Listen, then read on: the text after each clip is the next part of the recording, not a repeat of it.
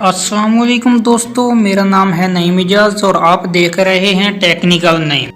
دوستو، انسان خطا کا پتلا ہے۔ اس زندگی میں انسان سے ایسی غلطیاں ہو جاتی ہیں، مگر انسان خود کو ایسی سلوشن میں ڈال لے جس سے اس کی جان ہی چلی جائے۔ تو آج میں آپ کو دنیا میں اپنی غلطی سے مرنے والے لوگوں کے بارے میں بتانے جا رہا ہوں۔ تو سبسکرائب کیجئے ٹیکنیکل نعیم کو اور بیل آئیکن کو دبا دیجئے۔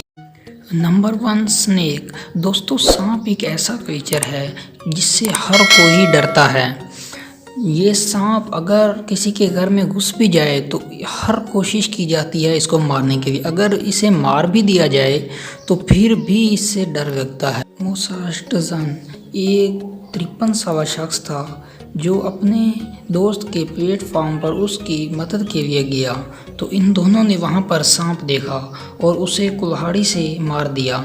تو موسا ہٹزن کے دوست نے سانپ کا منہ والا حصہ اٹھایا اور اپنی زبان کے ساتھ لگانے لگ گیا، جس کی وجہ سے اس کی اچانک موت ہو گئی۔ Number 2، smoking. دوستو، آپ بھی جانتے ہیں کہ سموکنگ کرنا کتنا ہی نقصان دہ ہے، لیکن دنیا میں بہت سے لوگ ایسے ہیں جو سموکنگ کرنا اپنے لیے فائدہ مند سمجھتے ہیں۔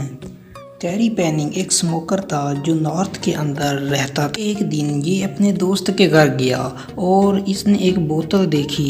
یہ سمجھا کہ اس میں کوئی ڈرنک ہوگی۔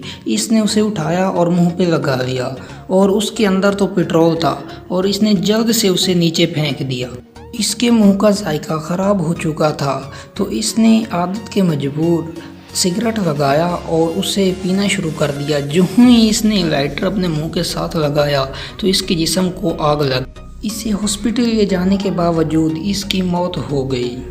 Number 3، helmet. دوستو، بائک کو رائڈ کرتے وقت ہیلمٹ پہننا بہت ضروری ہے۔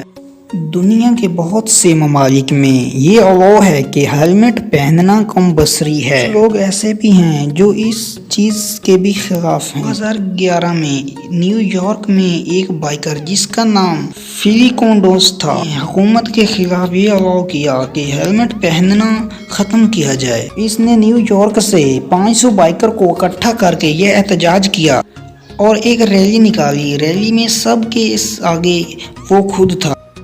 اس نے ہیلمٹ نہیں پہنا ہوا تھا۔ اچانک اس کا موٹر بائیک سلپ ہو گیا اور یہ گرا اور اس کے سر میں چوٹ لگ گئی، جس میں ڈاکٹر کا بھی کہنا تھا کہ اگر یہ بائیک میں ہیلمٹ استعمال کرتا تو اس کی جان بچ